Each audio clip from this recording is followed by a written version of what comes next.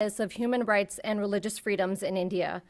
This briefing marks the International Day of Commemoration and Dignity of the victims of the crime of genocide and the prevention of this crime, as well as the 74th anniversary of the adoption of the Convention on the Prevention of Genocide and Punishment by the United Nations, both of which occur on December 9th. Today's esteemed panelists range from a variety of reputable international human rights and advocacy groups, along with academia. Every day in India, religious minorities are being stripped of their rights, abused, and worst of all, even killed. They are also being barred from participating and practicing in their religion with the implementation of discriminatory laws and policies, one of which includes barring Muslim students from wearing the Islamic head covering, or hijab. Thousands of Muslim girls have had to choose between their hijab and their religion, as a result of which thousands of girls have stopped attending school. In January of this year, founder and director of Genocide Watch, Dr. Gregory Stanton, who is with us today, spoke at another one of our congressional briefings, warning that there were early signs and processes of genocide in the Indian state of Assam and Indian-administered Kashmir. India's Prime Minister Narendra Modi and members of his Bharatiya Janata Party have openly preached for the harming and killing of Muslims and religious minorities in India. There have also been hundreds of cases of religious minorities being brutally murdered solely on the basis of religion. India has seen multiple high-profile cases of discrimination against religious minorities, including the bulldozing of Muslim-owned businesses, homes, and mosques, as well as the Citizenship Amendment Act.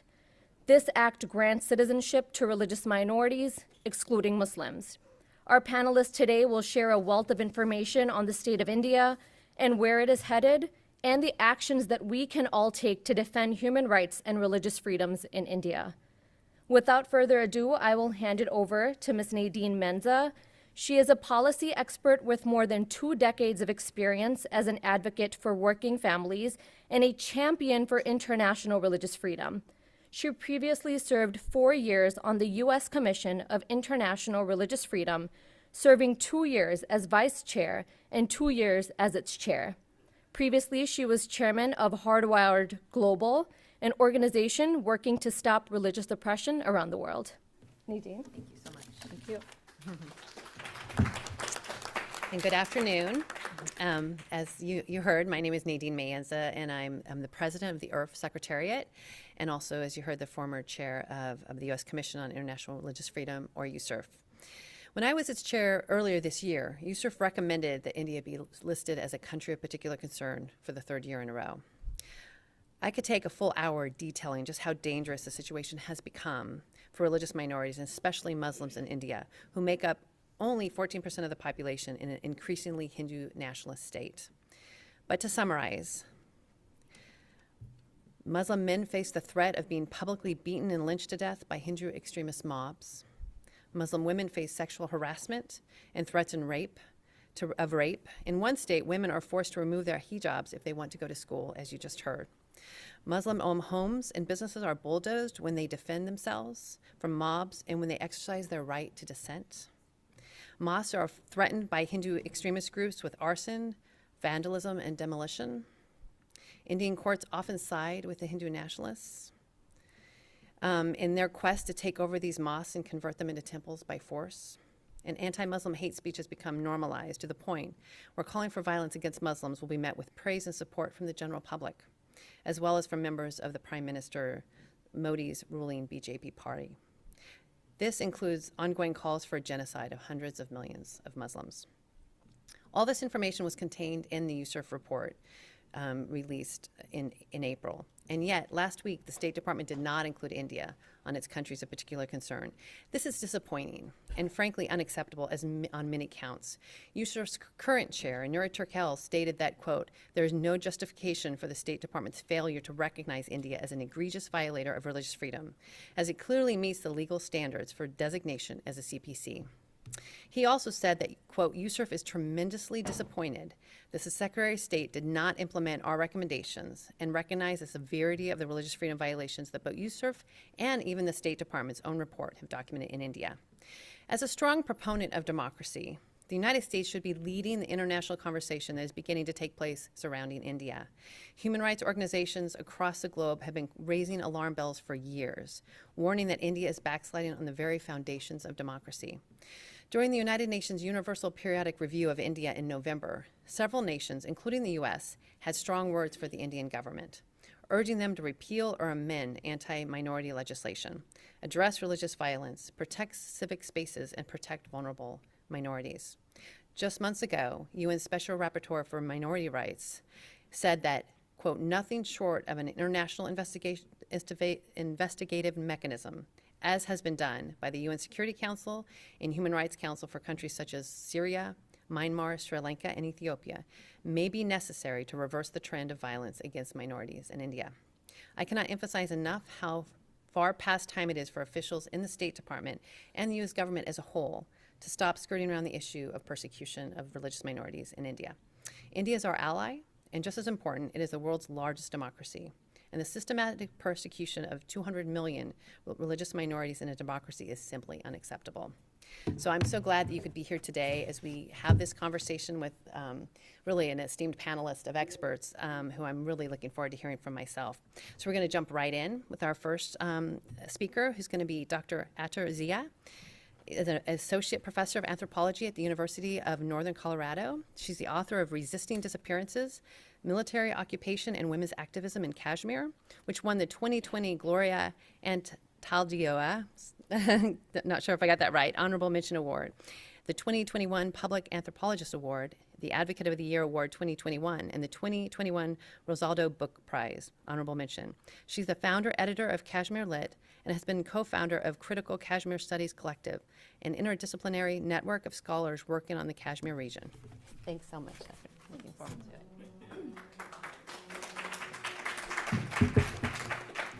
Thank you so much, Nadine. And thank you so much to Ajit and the team for inviting me to this panel. I'm really happy to be here. I have prepared some remarks so that I'm on time, and I'm going to be talking about some key aspects of the Indian-occupied Kashmir, as well as some of the most important things. It's kind of like taking my attention away. And I'm ready to answer any questions that are any lingering concerns regarding Kashmir and some other details we can attend to in the Q&A. So thank you so much. I do want to start at the outset by saying that Genocide Watch has issued several alerts for Indian-occupied Kashmir, which is also called the world's largest open-air prison. These alerts remain very much active for a region where the 10 stages of genocidal process are already in an advanced stage. A major portion of India's defense budget is spent on Kashmir, which is occupied approximately by 700,000 Indian troops. The soldier-to-civilian ratio is roughly 1 soldier for 8 Kashmiris, which is one of the highest in the world. Kashmiris exist in a state of siege, caught amidst a dense web of Indian soldiers, checkpoints, barbed wires, bunkers, military convoys, trucks, drones, armored vehicles, garrisons, secret prisons, jails, and military bases. Indian troops roughly occupy an area which is the size of Dallas, Texas, and it is growing. Since 1948, the issue of Kashmir, along with Palestine, had been on the agenda of the newly formed United Nations. Yet, in the current neoliberal order, India easily gets away with downgrading Kashmir from an international dispute to categorizing it as a domestic or a bilateral issue or even a law and order problem. The dominant Indian nationalist ideologies project Kashmir as if it has no political history, no identity, no aspiration prior to 1947, when India itself became a country.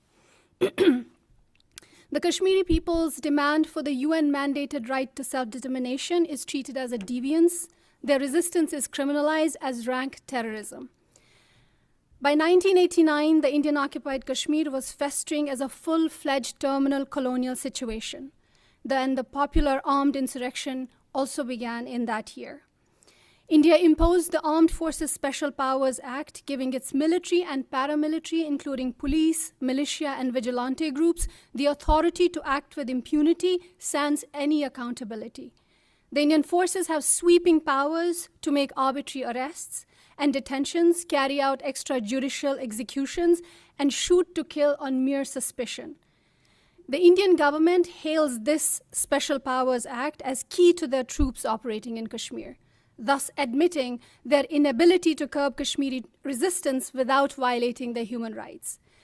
Casting Kashmiri resistance unquestioningly in the erroneous stereotype of Islamic terrorism, the government aligns its military action in Kashmir with global war on terrorism.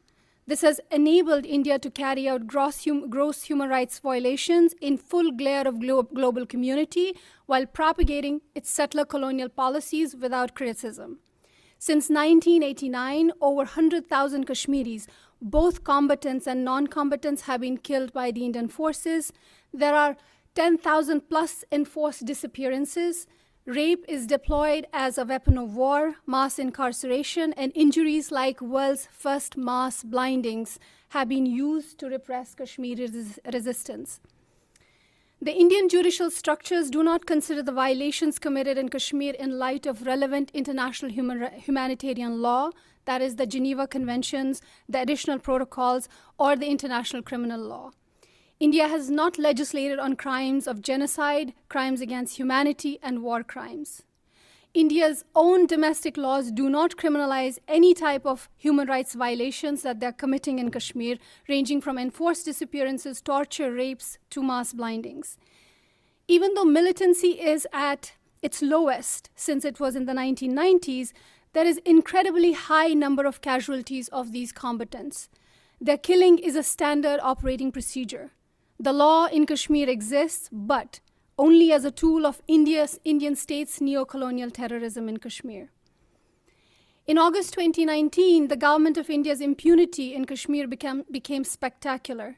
Headed by the right-wing Hindu supremacist Bharatiya Janata Party, or the BJP for short, it illegally and militarily removed Kashmir's special quasi-autonomous status under Articles 370 and 35A of the Indian Constitution. Kashmiris were kept under months-long curfew and communication lockdown, resulting in a humanitarian crisis. Executive orders which unilaterally removed Kashmir's territorial sovereignty and changed Kashmir's domicile laws have been passed to facilitate Indian settler colonialism through demographic shifts.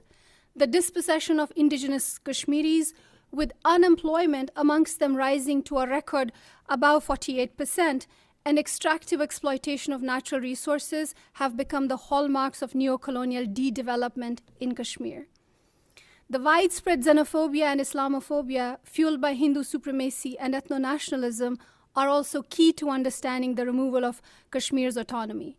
The re-annexation of Kashmir is claimed as triumph for the ideology of Hindu indigeneity, in which India's own Muslim population is cast as invaders and foreigners, and Kashmiri Muslims are doubly marked as the other. First as Muslims, and second as Kashmiris who are committed to an irrepressible struggle for the UN-mandated plebiscite and democratic sovereignty of their own.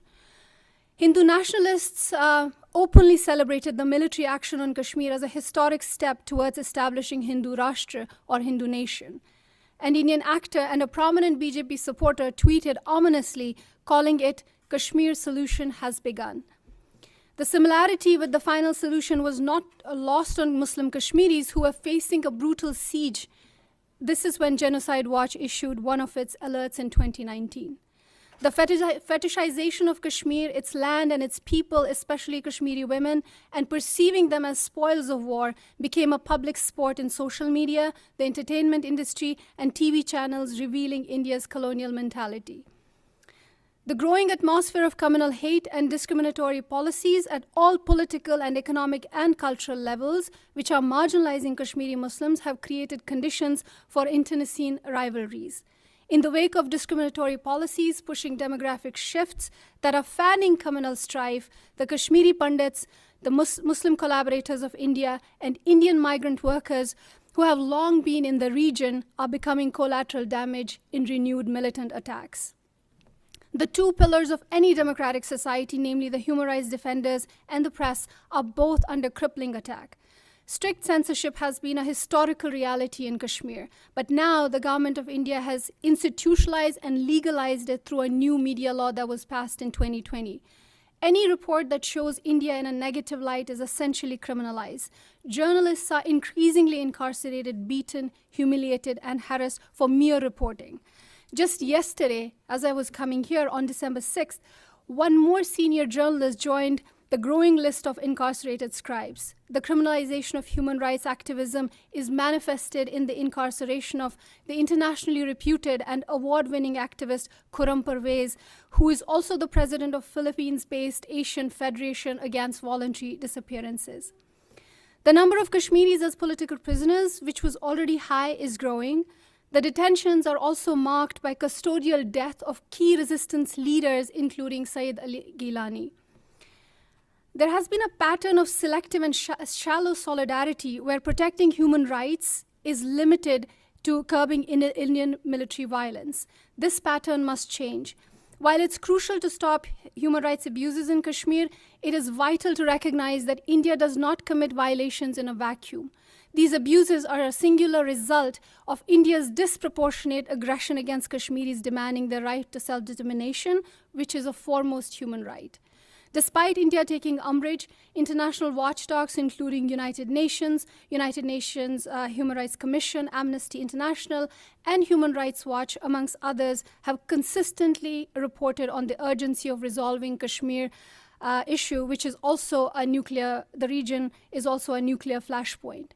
The ultimate resolution lies in the demilitarization and granting Kashmir the right to self-determination, fulfilling the 21st century goals of decolonization. The following recommendations are crucial for a path to bring a just peace and a sustainable democracy to the region, but are not just limited to this. India must scrap all illegal laws and executive orders that change Kashmir's domicile laws and territorial sovereignty with immediate effect, thus ensuring rights of indigenous peoples and minority, and they are protected from settler colonialism and demographic change. India must remove the gag on media enacted in 2020 and allow free and fair reporting from the region. Kashmiri human rights organizations and civil society groups must be allowed to operate without duress. India must immediately and unconditionally release all political prisoners, including resistance leaders, journalists, and human rights defenders. India must allow humanitarian relief, international humanitarian relief, UN observers, media organizations, and researchers to freely enter Kashmir, which is banned as of now. The veil of obfuscation over Kashmir must be lifted. The global community must recognize that Kashmiri people, first and foremost, are the most important stakeholders in this issue, and who are fighting a just fight, seeking their right to self-determination and an end to India's settler colonialism. Thank you so much. And I'd be happy to answer any lingering questions. Thank you so much, Doctor. That was really, really interesting. I did want to let you all also know that we weren't allowed to have lunch in this particular room, but we do have lunch downstairs at 2068. So as soon as we're done here, we'd like to invite all of you to join us with lunch as well. Now I'd like to introduce our next speaker. Dr. Gregory Stanton is the founding president and chair of Genocide Watch, which he founded in 1999. His many achievements include being the founder and director of Cambodian Genocide Project, as well as the founder and chair of the Alliance Against Genocide, the world's first anti-genocide coalition, and previously serving as president of the International Association of Genocide Scholars. He is just so well known and so respected in this field, and we're really honored to have him. Thank you.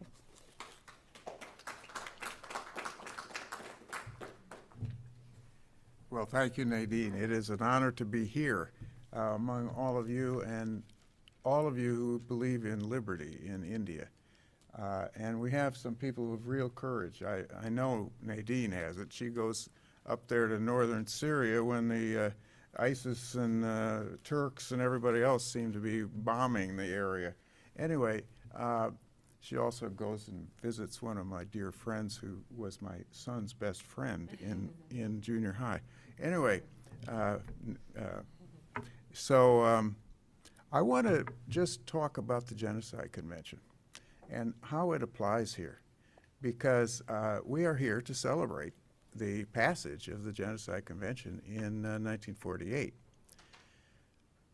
That convention gave hope to mankind that we could overcome this scourge on the human race that has probably been here since the very beginning of the human race. We are tribal, and so because of that, there's probably been genocide since the beginning of time. But tribalism then migrated into larger forms, and now it is in the form of nationalism. So what has happened with nationalism, it has caused so many genocides since the beginning of the 19th century that we really have to face this. Nationalism, in fact, is still the dominant form of relationship in the international system. The UN is based on it. Even though the UN Charter begins with "We the peoples of the United Nations," in fact, the UN is it's an organization based on nations. And it is therefore, frankly, paralyzed because of that. In fact, it was created by the great colonial powers right after the Second World War. Never forget it, because the great colonial powers wanted to protect their empires. And so you have Russia, China, they still got their empires. It took years for the UK, for France, for Spain and Portugal and all the other colonial empires to so-called give up their empires, but in fact they never really did they? And of course the United States still has its own ambitions for dominance in the world. What we need to do is find ways to overcome these structural flaws in the UN system, because the UN has failed to prevent genocide. Let's just be direct about it. It's failed. Part of it is because the Security Council still includes the Perm 5 veto. So you can get countries like China and Russia vetoing anything that, might stop a genocide. And sometimes it's even the US that vetoes. What we need is a system in the UN that will not have that kind of veto system. We don't need the veto anymore if we're going to stop genocide. We also need ways to prevent it by force, because, and here I'm not a pacifist, I have to say, I'm a deeply committed Christian, and I follow Martin Luther King Jr.'s teachings. But he also believed that, like Bonhoeffer, that when you have leaders who want to commit genocide, there is a duty to, in fact, defeat them, to try to arrest them, of course, but to also sometimes eliminate them. I don't think we've even faced that. Why do we let people like Saddam Hussein, or for that matter, all of the dictators who've committed genocide, go on for so long to commit genocide? It is because they are protected by the national system, by the nationalism. They can't really be confronted within their own nations unless they're overthrown. So, in my view at least, what's happening in Ukraine is a good example of that. It's genocide. There isn't any doubt about it. Russia has committed all 5 of the acts of genocide that are enumerated in the Genocide Convention. Killing members of a group, creating conditions of life to destroy the group, creating significant mental and bodily harm to members of the group, literally kidnapping the children and taking them away from Ukraine and having them adopted by Russians, preventing births within the group. Those are the 5. And Russia's done all of them. It is definitely committing genocide, and yet what can we do? Well, we're trying to, of course, arm Ukraine to try to stop it. But my doubt is this, that we will refuse to give Ukraine the kinds of weapons it will need to really, really defeat Russia. So I'm worried about that, very worried, because Putin should not be rewarded for this aggression. And on India, I can tell you, because I was in the State Department, the default position of diplomats is go along and get along. It is, and the default action position is do nothing. So, of course, we want to get along with India. Modi's in charge of India right now because he's won elections. Let's face it, it is still a democracy, somewhat limited and in great risk, but nevertheless, he has won elections. We also had that situation here in the United States. We had, I believe, a very dangerous leader for 4 years who was also headed in the same direction as Modi, you know, in favor of nationalism, in favor of a certain kind of repression of liberty. What we need is a strong anti-Modi policy from our country. We need to be very clear about not supporting Modi's government. And I don't say that we need to cut off relations. Of course we can't do that. India is so important and so forth. But we need to make it very clear to Mr. Modi, he's not going to get away with this kind of persecution of Muslims. He's just not going to get away with it. It is going to hurt his trade. It is going to hurt every way what we do with India. We've already heard some of the examples from Kashmir, and you know many others, I know, from Assam, from the attempts to have a census for all Indians so that eventually they'll be able to identify Muslims. We have to tell Mr. Modi that was the very first move in Myanmar, too. They took away the citizenship of the Rohingya Muslims and then, of course, drove them out and committed genocide against them. That is what we're about to see in Assam unless we stop it. There are 4 important ways we have to combat genocide. One of the big weaknesses of the Genocide Convention is it doesn't have any real ways to enforce it. It says there will be a court or can be a court, and eventually we created the International Criminal Court, but as you know, half the people in the world are not even subject to it because the big countries, Russia, China, the US, India, they aren't parties to it. And so we have policies here in this country which essentially let these dictators off free. We just had MBS, the king of, the prince actually of Saudi Arabia, being granted immunity. Would you believe sovereign immunity for not be able to be tried in this country for the murders and the torture of Khashoggi, who was a Saudi and American citizen. You have this kind of hands-off approach. We've got to put the hands on. We need early warning. That's what Genocide Watch tries to do. We need to also make it much stronger. We need rapid response. We need forces that are there to, in fact, intervene when necessary. I'm not in favor of just sending in the Marines. Usually you should do it by diplomacy. And we need trials. We need courts to put people on trial who commit this crime. We also, of course, need genocide education. And that's one of the purposes of this meeting today. We're trying to educate our legislators and the public about the very worrying signs of genocide which is on the way in India. Thank you.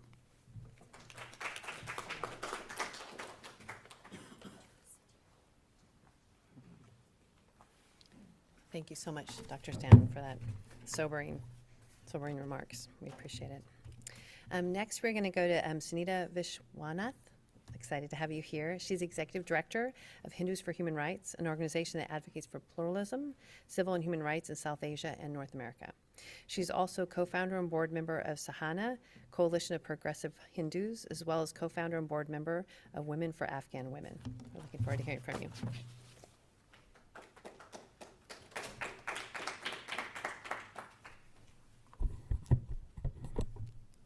Thank you all for having me here. Sorry I was a little late.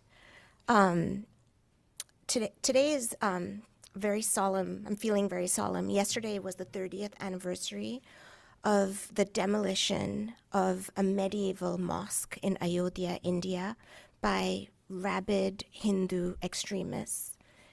And on the 20th anniversary, so 10 years ago of yesterday, I was at a vigil in Union Square sharing a Hindu prayer, saying that my faith would never allow me to commit or accept or tolerate such an act of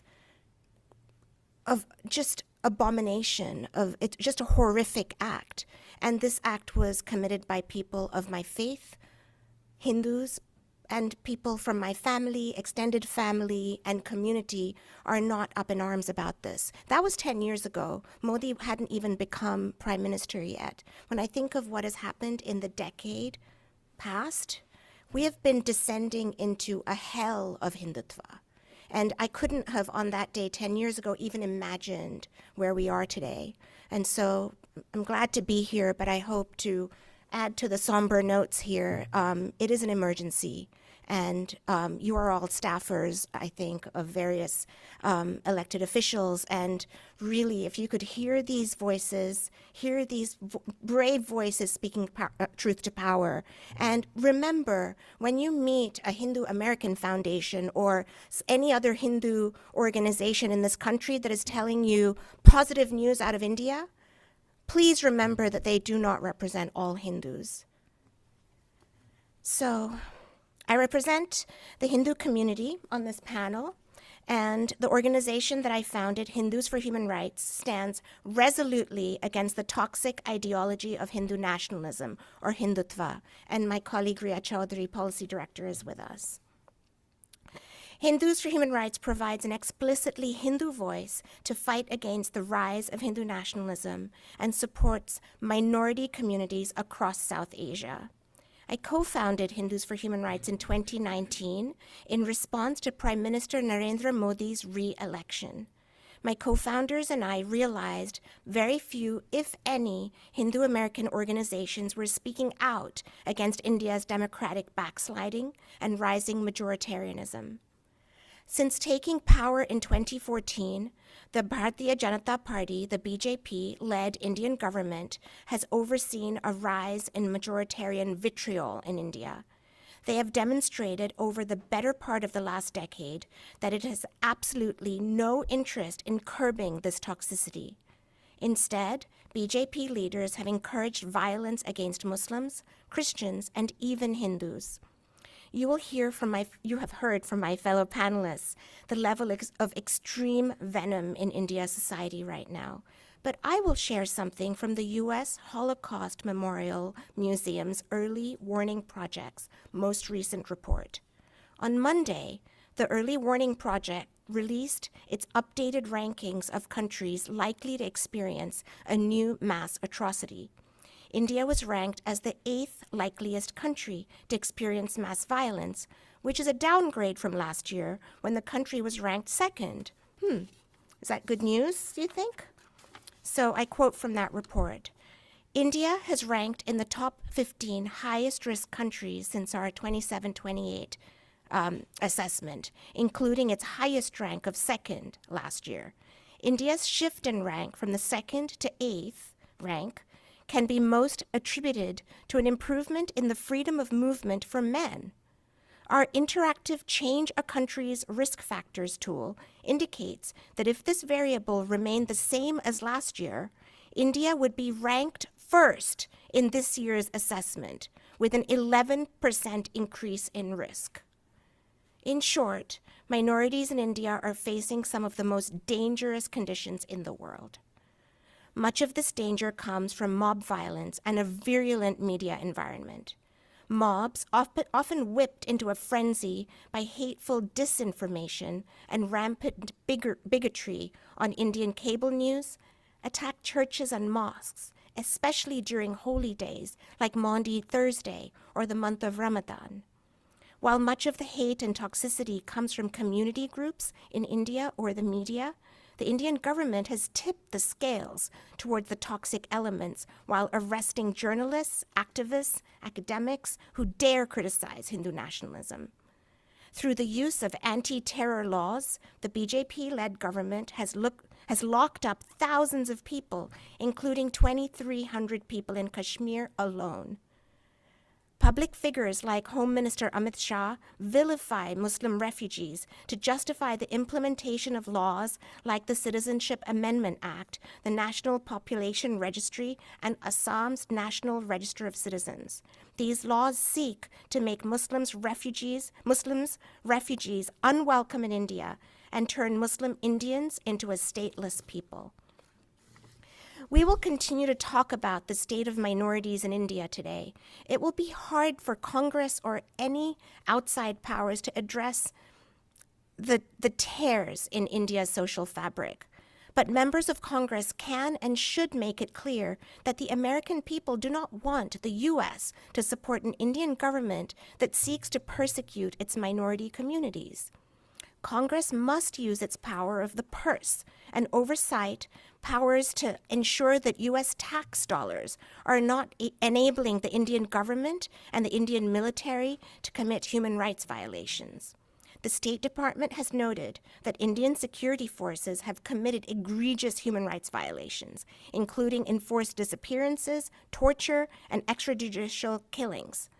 As Congress seeks to bolster the U.S.-India security alliance, it needs to put in place guardrails in both SFOPS and NDAA so that U.S. weapons and dollars aren't being misused to harm Indian citizens who have historically endured the worst of the Indian Army's impulses, from Kashmir along the India-China border to Arunachal Pradesh.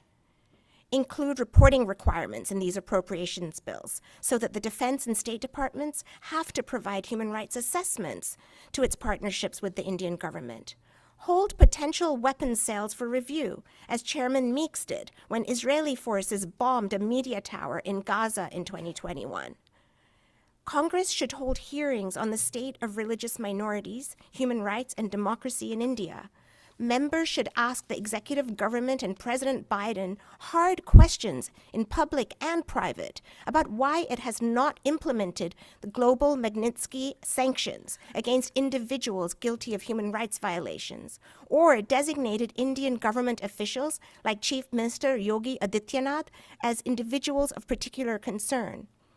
Ask President Biden why he insists on calling Prime Minister Modi a friend and has not made public comments on India's democratic backsliding, especially as the president has previously characterized the Quad as an alliance of democracies against China. And finally, ask the President and Secretary of State to provide public evidence of why they declined to designate India as a country of particular concern for the third year in a row, despite all the evidence that the Indian government has tolerated, encouraged, and engaged in the persecution of religious minorities in India. As we continue to talk about the deterioration of human rights in India, I hope the congressional staffers here today keep in mind these recommendations, and I look forward to answering any questions in the Q&A. Thank you.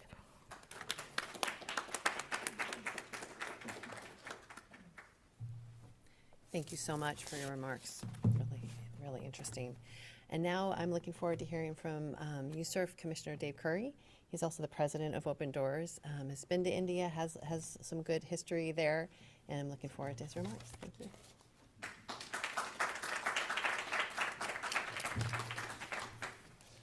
Thank you so much. I appreciate it. It's an honor to be here and to speak on this important subject. I am a commissioner with the U.S. Commission on International Religious Freedom, and I'm very grateful for this coalition to draw attention to what's happening. Particularly, I want to thank the Indian American Muslim Council. I understand that today they're releasing this report on the Genocide Convention and the persecution of Muslims in India. I've not yet read it, but it's these kinds of reports that draw much needed attention to the violations of human rights and religious freedom in India. And so we're grateful for it. Thank you so much. USCIRF, as you all know, is a bipartisan federal government body that's dedicated to promoting the universal right to freedom of religion and belief around the world. And throughout the year, we monitor religious freedom conditions abroad, and we make policy recommendations to the President, Department of State, and Congress. I have a statement regarding India that I often will make to policymakers, and it is simply this: friends don't let friends commit human rights abuses. And that's where we're at with India. It's a strong country, a partner in many ways, but its political leaders of late have used religious minorities as targets, scapegoats, and sought to unite their political interest by excluding Christians, Muslims, and others who have a different faith. It's about control, political control. And yet, just last week, the State Department had the opportunity to respond to many of our recommendations when it released its annual designations of countries of particular concerns and countries on the special watch list. And I cannot state strong enough how frustrated I and all of us at USCIRF are that the State Department did not take our recommendation to designate India as a country of particular concern. It clearly meets the threshold set out by the International Religious Freedom Act for engaging in or tolerating particularly severe violations of religious freedom, including systematic, ongoing, and egregious violations. We reminded, and I was there personally to remind the Secretary of State and the State Department of these facts. And in our press statement, we responded to this. When the standards of law are clearly met, they must designate a country as a CPC. They cannot waive action on the designation. They can't just decide they don't want to do it. They must designate it, and then the legal route is to then waive it if there are some larger concerns, but that's not what they did. It's clear that the State Department's own reporting on India in their annual International Religious Freedom Report that the conditions in the country merit that it be designated as a CPC. And to emphasize this point, I'd like to share just a few examples of our reporting on India that illustrate the seriousness of these violations. In 2022, the Indian government at the national, state, and local levels continued to promote and enforce policies, including laws targeting religious conversion, interfaith relationships, and cow slaughter that negatively affect Muslims, Christians, Sikhs, Dalits, and indigenous and scheduled tribal people. The national government also continued to suppress critical voices, particularly religious minorities, and those advocating on their behalf, including through surveillance, harassment, demolition of property, arbitrarily putting travel bans. Some of the folks here have been susceptible to that as well. Detention under the Unlawful Activities Prevention Act, and by targeting non-governmental organizations under the Financial Contribution Regulation Act. USCIRF has noted a pattern of Indian prisons delaying and at times denying access to medical treatment to religious minority rights defenders, particularly those with pre-existing health conditions. These include Father Stan Swami, an 84-year-old Jesuit priest who died in pre-trial detention in Mumbai in July of 2021. Also Vernon Gonsalves, a Dalit rights activist who was arrested at the same time with Father Swami, and Atikur Rahman, a Muslim student activist. And we could go on. State policies, such as anti-conversion laws, disproportionately impact religious minorities, and these laws enable and encourage Hindu nationalists to target and discriminate against religious minorities under the guise of protecting Hindu faith and upholding state laws. The application and advocacy of these policies by government officials has created a culture of impunity for nationwide campaigns of harassment. 11 Indian states have legislation prohibiting religious conversion based on force, allurement, inducement, or fraud. However, some states contain such broad definitions that they can be interpreted as prohibiting any kind of conversion, whether consensual or not. Anti-conversion laws are increasingly targeting interfaith marriages or interfaith couples. Under the Special Marriage Act, interfaith marriages require a 30-day notice period, essentially allowing the opportunity for individuals to object to the solemnization of the marriage. In practice, anti-conversion laws targeting interfaith marriage restrain an individual's constitutional rights to convert and curtail the right to choose one's partner. These laws carry penalties, hefty fines, and sometimes imprisonment. The pilot implementation of the proposed National Register of Citizens, or the NRC, in the state of Assam, which was mentioned earlier, continue to exacerbate fears of losing citizenship among Muslims who lack protection under the 2019 Citizens Act, which provides a pathway to citizenship for non-Muslims from Afghanistan, Bangladesh, and Pakistan, in conjunction with the government's proposed NRC requiring residents to provide proof of citizenship. And they could could subject Indian Muslims and others not covered to statelessness, deportation, and prolonged detention. Although justified by its proponents as intended to help persecuted religious minorities, the law does not include other vulnerable religious communities, such as the Rohingya, the Amidala Muslims, Hazara Shia Muslims, and the Baha'i in neighboring countries. Religious minorities continue to face targeted violence and discrimination for being perceived as a threat to Hinduism, and authorities, including police, have at times assisted Hindu nationalist vigilante groups. Imagine that in a free democracy. USCIRF has received credible reports that adherents of these hardline groups threaten and use violence, including sexual assault, to punish and subdue religious communities, including Dalit Christians and Muslims, who are often discriminated against for converting and for being in a lower caste. There's a lot more we could say about this, about the religious violations taking place, but as you can see, it's a bleak picture. And USCIRF is going to continue to raise these issues with the State Department and make these recommendations and take them very seriously. We have to continue to pressure policymakers on this point. It's going to affect, I believe it should affect, India's standing in the international business community and political community that continues to do this. I thank you so much for having me here today. Myself and we here at USCIRF are grateful for your work on behalf of those persecuted and targeted in India. Thank you so much.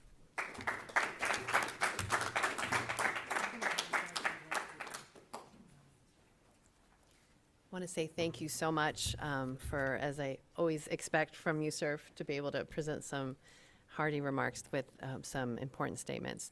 We're now going to have a time of question and answer with a conversation, really, with Commissioner Curry. So we want to thank our panelists for joining us. And then when we're done with that, again, we want to invite you all to join us for lunch, just 2 floors down at 2068. So we're just going to get set up real quick. Well, thanks again for your patience as we got set up for this. Commissioner Curry, thanks again for coming and being a part of this. This is, you know, you have been to India and worked in India and with your work with Open Doors. How have conditions changed in the past few years as you've looked at India? Well, when we measure the persecution of Christian groups within India, we see a sharp rise since the election of Prime Minister Modi and the ascension of his political party. And what you essentially see is this, I would call it in informal terms, an encouragement to people who are on the fringes, who are in extremist groups, and who really want to take a country which is massively diverse, not just religiously, but politically diverse, culturally diverse, the languages are diverse, the currency, there's lots of different, in many ways, India is more than just one country. There's a lot to that country, and you have since 2014, a nationalistic agenda of its political leaders to encourage a kind of a forming behind one particular religion and one particular way of seeing the world, and who benefits from that? It's these political leaders. So they're stoking this, they're allowing it to come up, and obviously Muslims and Christians are the two largest groups that are targeted in this case.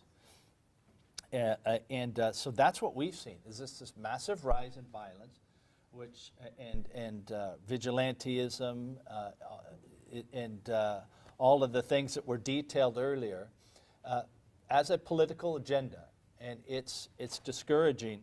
But I think the good news is that what we know about India, its people, that is good, is that you do have a democracy. We have to continue to try to in that system put pressure on the businesses that choose to do business with a government like this. You saw recently that Apple decided, hey, we're no longer going to build our phones in China.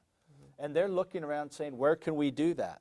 I find it interesting that they did not decide to go to India. Why do you suppose that is? Because the business community and the Indian expat community are beginning to hear the message that this political agenda against Muslims, Christians, and other religious minorities is not acceptable. It's not going to be accepted. The people here and others are not going to stop talking about it. So yes, there's been a big rise, and I now think you're seeing the counter-insurgency of people of religious faith and who want to have shared values with such an important partner in the international community. But you've got to say something. You have to challenge it when it happens, when there's these human rights violations. So I do see a big trend that's happened since 2014, but now it's time to start another trend. Absolutely. So the day after tomorrow, December 9th, is the International Day of Commemoration and Dignity of the Victims of the Crime of Genocide. And as you heard earlier, Dr. Stanton was talking about the 1948 Genocide Convention. So when you look at the convention and you look at all the atrocity prevention programs we have, all the talks about never again in preventing genocide, and you look at India, what do you think? I mean, what goes through your mind? Well, I mean, I appreciated Dr. Stanton's comments, because there is a kind of a futility when we're waiting for a genocide to happen, and then sometimes months, years later decide like, hey, that happened, and yet nobody wants to kind of create a system where we can stop it from happening. What it fundamentally takes is political courage of our leaders. And it's in some ways easier for these folks to stand up and call out a rogue nation, because everybody knows where you stand on rogue nations. But what about an important political partner? What about an important international business partner that you want to have access to those markets, and they want to have a connection with you, and everybody benefits, but you don't share the value, the human rights value of religious freedom? You must have the political courage to challenge them. And I think if you do so, most of the time you'll find ways to move forward. So that's the initial step. We need leaders of conscience and courage who will stand up and challenge India, their government, and be strong on this. But it's ineffectual now, as Dr. Stanton pushed out, to say after the fact, here's all these things that are happening.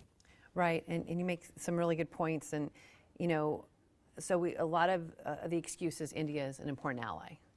But when you look at the countries of particular concern, for instance, you see that Saudi Arabia and Pakistan have been designated as countries of particular concern. What is it about India that they have this double standard, the U.S. government, in terms of how they treat India? Well, I think part of it is the power of their political lobby in this city. We have to keep it real that they're spending a lot of money here. They're spending a lot of time demonizing anybody who speaks out on these subjects. And so it's a ripple effect of fear amongst the political class. And fortunately, a lot of us don't have anything to lose in that regard, because we're already scoundrels in some way or another. But so you have I think what you see is that they have a very sophisticated plan to address this, and they'll spend the money to do it. I also think that the message, we have to understand that the Indian community is loved and appreciated in this country. Right. And we have a perspective on India which is overwhelmingly positive. And so we as advocates and those who are explaining it have to say that, like, look, we understand the values and the cultural importance of the Indian people, but this point is not separate from that. It has to be addressed. We need the Indian government to stop encouraging targeting of religious minorities. So we've got to get that message out. It's not a denigration on the Indian culture. It is a political environment now that is being encouraged, and in some ways you could say that the Indian population that's voting for this are being very skillfully manipulated to see these religious subgroups as part of the problem instead of part of the community of India. That you're not really an Indian citizen if you're a Christian or a Muslim. That you have to be Hindu, which is entirely backwards to the way they've seen their value rise in the past. Right, and so why should members of Congress, why should the American people be concerned about the conditions in India and the atrocities we're seeing, the crimes against religious minorities? Why should this be a concern? I always make the case that religious freedom violations is the canary in the coal mine. When you see people who are now not able to practice their faith or not decide to choose their faith, this is the beginning of these internecine wars that tip over into larger chaos. Mm-hmm. And when you have such a diverse country as India, with so many different communities and faiths and languages, you're now setting up this tribal kind of battle that's going to happen within that country that can and probably will, if this continues, escalate. So now you would then have an important international partner with a massive population and tons of resources and wealth and value to the world beyond that culturally, that will be caught up in fighting each other and destroying each other. It's happened over and over and over again throughout history, where you see, well, we don't like these people, and don't worry about it. Don't worry, this is inside our borders, and they just start picking, and it bleeds over into the larger community, and then you have a massive international crisis. You have it in other countries, which I won't highlight right now, but I think that's the worst case scenario for India.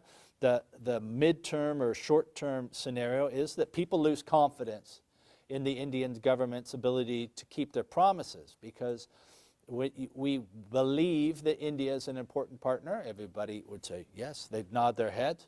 Well, what is that based on? It's based on trust. Do you have the same agenda? Do you have the same values?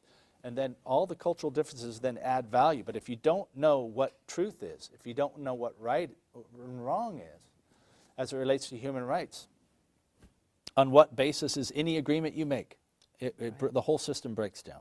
It does, which leads us to this, the State Department's recent announcement of their countries of particular concern, and the fact that they left off India, even though India so clearly meets the criteria for a country of particular concern. I know USCIRF had really strong words. I think used outrage. Chair Nuri Turkel had some strong statements. So how frustrating it is for you to watch this, and why is it important that India be listed as a country of particular concern? Well, as I said in my talk, it does not honor the law that was set. The pattern should be that we could probably imagine that there are scenarios by which a country would need a waiver if there's some sort of greater national security. The proper process should be that the State Department, which recognizes what's happening, would make them a country of particular concern, and then for some reason give them a waiver on business or whatever. That's not what happened. It was a bald-faced political maneuver to ignore what's happening in India. That's why it's so shameful. And I think people inside the State Department, my suspicion is they know what a misstep this is, and we have to keep the pressure on. Right. I always felt like, once I joined USCIRF and understood that we have the beauty of the U.S. Commission is you really are single focused on religious freedom. So USCIRF is not to decide, not to consider the geopolitical ramifications of what you're doing, but to call a spade, and that's the State Department's job. But I really feel like I try to explain this to both Republicans when it was under the Trump administration, now under Biden, that it's not personal, it's not against the administration. It's more of we're standing strong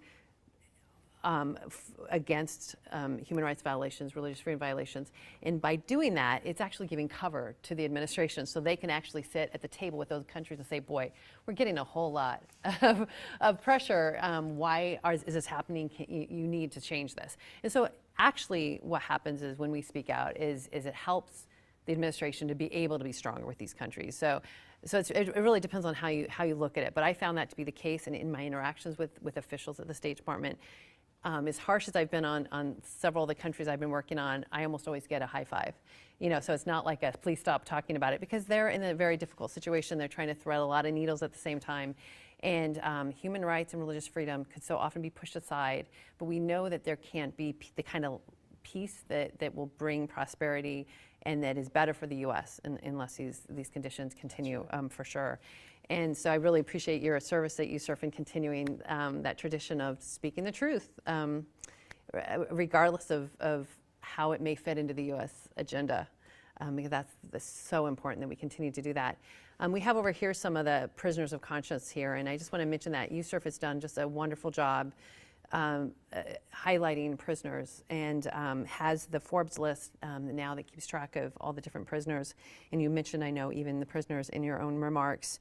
What can USCIRF do to bring more attention to these? What can Congress do to bring more attention to actual people that are the victims of this ideology that is taking away the rights of people? In addition to the crimes, we're also seeing people imprisoned. Yeah, the great thing about recognizing some of these lives here and promoting these stories through our various platforms is that it humanizes what could just be sort of a top-line political discussion. This affects real people. We were talking earlier today. Some people go through this kind of imprisonment and difficulty, and they're broken. It breaks their life. They're never the same. And when you see how it affects real people, then you come back to say, that's why it's important we share these stories, because it has an impact on policy. One individual life can inspire a policymaker, a congressman, a senator to take this on, and their voice is amplified. So it's really important that we know who these people are, that we share the stories, because the population, politics is downstream of what everybody's caring about. So if we let people know and they care, then the policymakers will get motivated, I hope. Absolutely. Well, thank you. And I do want to just say that, we stand with the people of India. When we talk about India, we're really talking about the government and the choices that are being made that actually are taking freedom away from people. They're not being able to practice their faith, be able to follow their conscience, be able to live the life that they want to live, that they feel called to live. So, we love India. I've been to India. I hope to go again, and I want nothing more than peace and prosperity for the people of India. But we know that this trajectory is going to lead to the opposite for India and for the people that live there. So we appreciate your work so much, Thank Commissioner. you. Thanks for what you do. And for the work of USCIRF, and we appreciate all the hosts here. And so now I think we're going to move on, and as we get ready to close up, and we're going to have Rashid Ahmed come up. Great, thank you. The Executive Director of the Indian American Muslim Council. Thank you so much.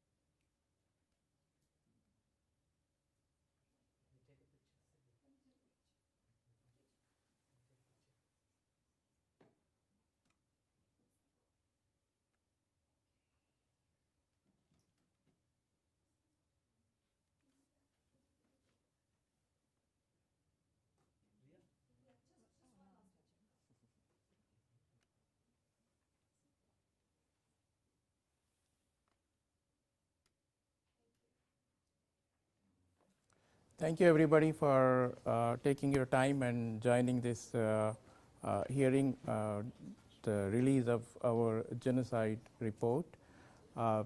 Just want to make a couple of comments that, like Dr. Stanton mentioned, genocides are going on for a long time. In particular context, India, I think it is not just about Muslims. India, historically speaking, have been doing a genocide on the basis of caste system for a large portion of Indian population, literally dehumanizing and subhuman treatment. And if you move to northeast India, you will see the tribals' displacement because of deforestation and mining. Internal displacement, it is another form of genocide. I would say Dr. Stanton may agree on it. Then if you move forward, you will see in Nellie, Assam, in 1982, 3,000 people were killed in just 24 hours. So far, there is nobody was put responsible on that one. Then, if just move forward a bit later, just 2 years after that, in 1984, there was an angry mob because of the assassination of Indian Prime Minister, who killed thousands of another community, Sikh community, and that closure is still not happened. And then in 2002, in 3 days, over 2,000 Muslims were butchered, women were raped, burned and cut in pieces. That is still not a closure.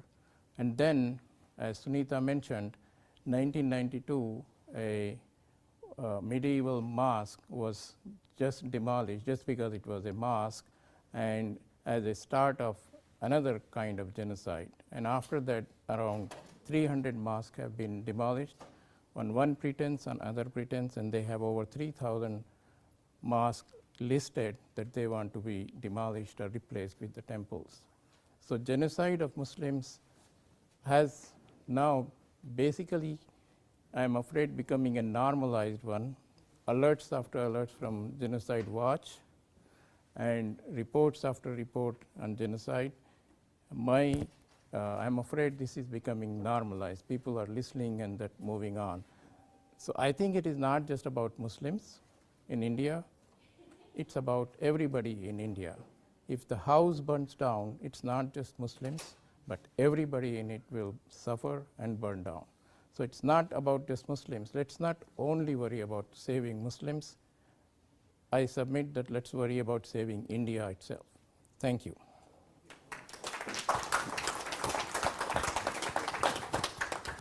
Thank you all again for coming, and invite you to join us for lunch at 2068 downstairs. And we're around also to answer any questions. Kristen, do you want to take any other? Oh, they're bagged lunches. You can even grab them and go. Okay, so yeah, please join us. Thanks.